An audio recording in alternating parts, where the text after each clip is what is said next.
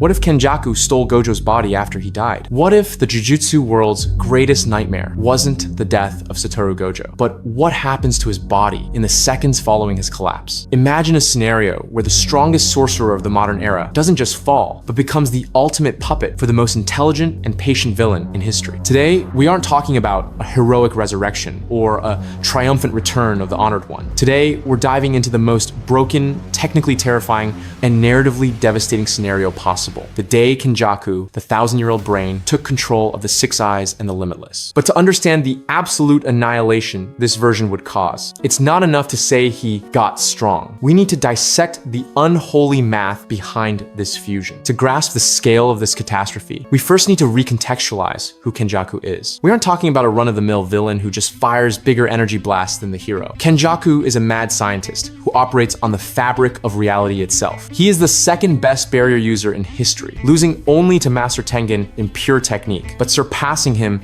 in malice and combat application. He possesses over 1,000 years of empirical knowledge, knowing exactly how to manipulate the soul, the body, and binding vows to extract 120% from any host. He turned Noritoshi Kamo's mediocre technique into a blood-stained legend and evolved Suguru Geto's cursed spirit manipulation, creating Uzumaki as a tool to extract innate techniques. Now, imagine putting that ancient software, capable of performing open barrier sorcery, inside the most perfect hardware ever created, Satoru Gojo's body. The multiplier factor here is terrifying. Gojo's body possesses the Six Eyes, which allow for such absurd, cursed energy efficiency that the expenditure is infinitely close to zero. In Satoru's hands, this was used to keep the Limitless active defensively 24/7 and to execute techniques with brute force. But in Kenjaku's hands, this changes the scale of power entirely. Kenjaku knows how to heal the brain with an efficiency that Gojo only improvised and scraped by with during the fight against Sukuna. With the efficiency of the Six Eyes, Kenjaku could utilize consecutive open domain expansions without suffering from cursed technique burnout, creating a perpetual hell. We'd have the Limitless techniques, blue, red, and purple, being used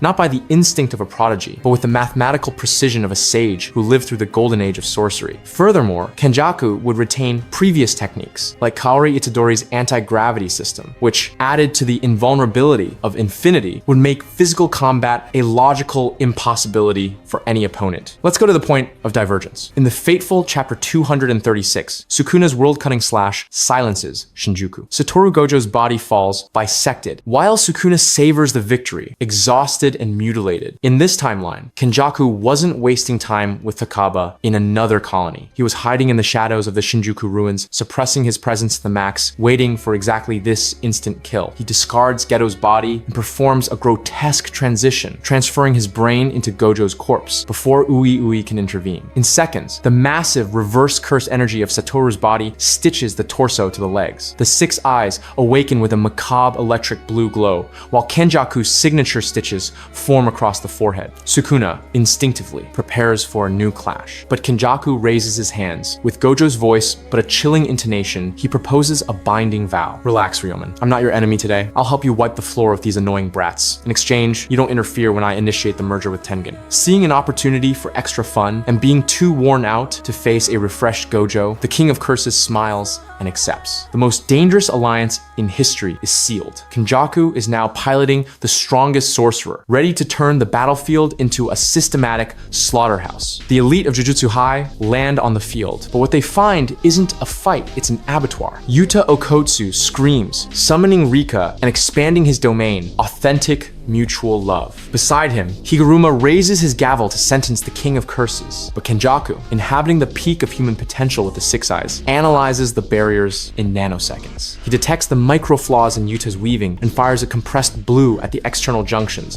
while Sukuna launches a slash focused on those exact points. Yuta's domain shatters like thin glass. Before any technique can be fired, Sukuna decapitates Higuruma, and Kenjaku launches a point-blank red, obliterating half of Yuta's torso and permanently destabilizing Rika. Maki Zenin attempts a stealth attack, but for the Six Eyes, her lack of energy is an obvious target. Kenjaku reverses gravity around her. There is no ground for those with no soul, monkey. Maki is left suspended, unable to dodge when Sukuna's fire arrow hits her, reducing her to ash instantly. Choso dives in front of Yuji, using every drop of his blood to form a protective cocoon, dying carbonized while smiling at his little brother one last time. From the sky, Hanakurusu attempts Jacob's ladder, but Kenjaku just points up and compresses her with infinity, swatting her down like a crushed bug. Kusakabe, Ino, and Ui Ui are eliminated in sequence by invisible slashes before they can even process their defeat. In the center of the crater, only Yuji Itadori remains. He punches the barrier of infinity repeatedly, destroying his own fists against the void. Kenjaku, wearing Satoru's face, approaches and whispers with scorn. Satoru isn't here anymore, Itadori, and even if he were, he couldn't save you. Sukuna grabs Yuji's head, forcing him to look at the horizon as the merger begins. The end isn't just their death, but the erasure of all humanity. With the heroes eliminated, Sukuna lowers his guard. This is the moment Kenjaku was waiting for. He permanently sacrifices his cursed spirit manipulation in a binding vow to activate, in just 0.01 seconds, an open barrier unlimited void. Sukuna's damaged brain cannot react to the microscopic delay. Paralyzed by sensory overload, the King of Curses hears Kenjaku's cold voice. You were a useful tool, Ryomen, but the chaos you bring is disorganized. I need something purer. Kenjaku places his hand on Sukuna's chest, and using the precision of the six eyes, channels an absurd amount of positive energy, dissolving the King of Curses' soul like acid. The end of the scenario is bleak. Kenjaku, alone amidst the ruins, absorbs what remains of the energy and orders the start of the merger. A grotesque creature made from the souls of all humanity in Japan begins to rise, eclipsing the sun. The 1,000-year plan is complete, and the last image we would see is a close-up of Kenjaku piloting Gojo. A single tear rolls down the right eye. It's not Kenjaku's tear, but an involuntary reaction from Satoru Gojo's soul, which is still there, trapped in the back of his own mind, forced to watch his hands destroy the world he swore to protect. Kenjaku wipes the tear, smiles sadistically, and utters the final words. True sorcery is evolution, Satoru, and you were the final step. Thanks for the ride. And thus, Jujutsu Kaisen would end with the birth of a new god and the absolute silence of hope. But there's a second scenario. What if the story took a different turn in that exact second of the tear? Kenjaku raises his hand to wipe his face, savoring the victory, but his fingers stop halfway. A violent tremor runs through the body of the honored one. Kenjaku tries to force the movement, reinforcing the nerves with cursed energy, but the right arm, the one that executed unlimited void so many times, disobeys. Instead of wiping the tear, Gojo's hand grabs his own throat with enough force to crush steel. Kenjaku's smile falters for the first time in millennia. Kenjaku made a fundamental miscalculation based on his experience with Geto in Shibuya. He assumed Gojo's soul was dead or submissive, but he forgot that Satoru Gojo isn't just a strong sorcerer. He is an anomaly of nature, whose ego and sense of self are so dense they distort reality. The theory that the body is the soul and the soul is the body reaches its peak here. The Six Eyes, which until now served Kenjaku, begin to rebel. They stop filtering information from the universe to the invader's brain and instead open the floodgates. Kenjaku suddenly isn't receiving tactical data. He is being bombarded by infinite information directly into the cerebral cortex he inhabits. It is an internal, unlimited void, a sensory feedback loop that Gojo's system is using to reject the virus. On the physical plane, Yuji Itadori, with blurred vision and a broken body, witnesses the impossible. Gojo's body, which previously emanated Kenjaku's dark and calculating aura, begins to convulse, while the cursed energy becomes erratic, flickering between black and celestial blue. The voice that comes out of the mouth isn't the villain's, nor is it a mixture. It is unmistakably the arrogant growl of Satoru Gojo, fighting against his own larynx to speak, "Hey, parasite, who gave you permission to touch my stuff?" Inside the innate mental domain, a battle of wills occurs in nanoseconds. Kenjaku tries to invoke binding vows to suppress Gojo's soul, but the inviolability of infinity now protects Satoru's ego itself. Gojo perceives the scenario: his students dead, Sukuna disintegrated, and the start of the merger. He understands there is no possible victory, no return to life. The body is already dead. It is just meat moved by curses. The only move left isn't to save the day, but to deny the enemy his win. Kenjaku screams in genuine panic,